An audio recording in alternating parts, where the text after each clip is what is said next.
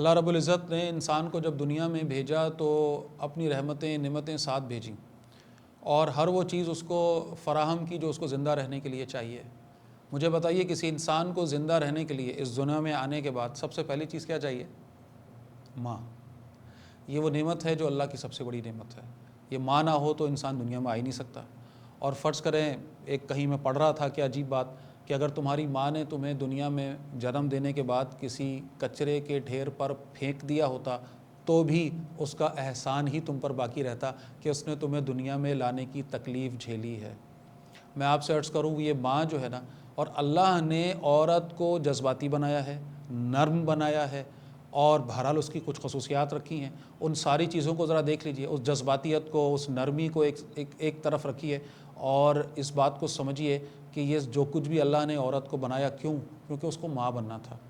ماں بننا کسی عقلمند کا، ذی شعور کا، بہت زیادہ انٹلیکچوئل کا، کسی بہت زیادہ ایلیٹ ذہنی طور پر کسی شخص کا ہونے کا، کسی عورت کا کام نہیں ہے۔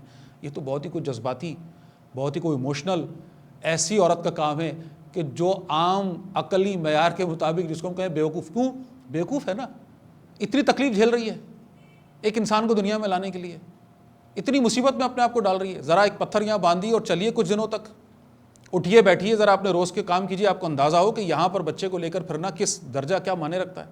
پھر اگلی بات یہ ہے کہ اس کو پیدا کر لیا، وہ تکلیف جس کے بارے میں آج سائنسدان کہتے ہیں کہ اس کا 57واں حصہ، 57 پارٹ اگر کسی مرد کو دیا جائے تو اس کو برین ہیمریج ہو جائے، اس کی دماغ کی رگیں پھٹ جائیں۔ وہ تکلیف جھیلتی ہے ایک عورت ایک بچے کو دنیا میں لانے کے لیے۔ اور جناب علی، پیدا کرنے کے بعد ہم اگر یہ سمجھتے ہیں کہ اس کا کام ختم ہو گیا، نہیں، یہاں سے تو شروع ہوا ہے۔ صرف ایک ہفتہ دنیا میں لانے کے بعد، وہ ایک ہفتہ جو ماں اپنے بیڈ پر گزارتی ہے، ایک کروٹ پر لیٹی ہوتی ہے، اپنے بچے کو دودھ بھی پلا رہی ہوتی ہے، اس کا خیال رکھ رہی ہوتی ہے، اس کا گند صاف کر رہی ہوتی ہے، اور اس کی اپنی حالت یہ ہوتی ہے کہ اس کے آدھے سے آدھا درد بھی جس دن مجھے ہو، میں گھر میں کرفیو نافذ کر دیتا ہوں، چیخو پکار شروع کر دیتا ہوں، بچوں سے کہتا ہوں آہستہ بولو، پڑوسیوں سے کہتا ہوں بھائی شور نہ مچاؤ، آج میرے سر میں درد ہے۔ اس کا کئی سو گنا درد وہ عورت لے کر اس بچے کو، وہ ایک ہفتہ صرف اس کا قرض بھی اتارنا چاہے نا تو نہیں اتار سکتے۔ یہ ماں ہے جس نے ہمیں اپنا خون دے کر، اپنی ہڈیوں کا گودا دے کر آج اس قابل کیا کہ ہم کھڑے ہوتے ہیں، ہم بولتے ہیں، ہم چلتے ہیں، پھرتے ہیں۔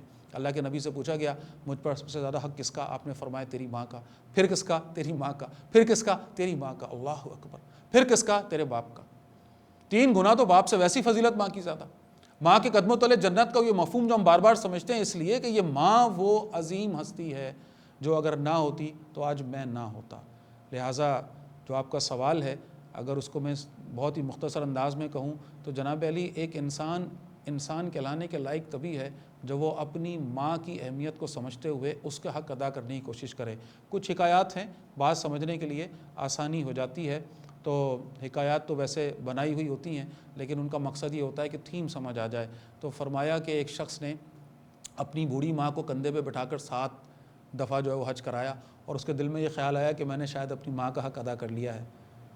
تو خواب میں اس کو کسی کہنے والے نے کہا کہ اللہ کے بندے، ایک رات جب سردی سخت تھی اور تو اپنی ماں کے ساتھ سویا ہوا تھا، تو نے بستر خراب کیا، تیری ماں نے اٹھ کر بستر کو دھویا اور گیلا بستر ہونے کی وجہ سے، کیونکہ کوئی اور بستر نہ تھا، وہ خود اس بستر پر سیدھی لیٹی اور ساری رات تجھے اپنے اوپر سینے پہ لٹائے رہی تاکہ تجھے ٹھنڈ سے بچائے۔ تو نے تو ابھی اس ایک رات کا حق ادا نہیں کیا، تو کہتا ہے تو نے ماں کا حق ادا کر دیا۔ اللہ اکبر۔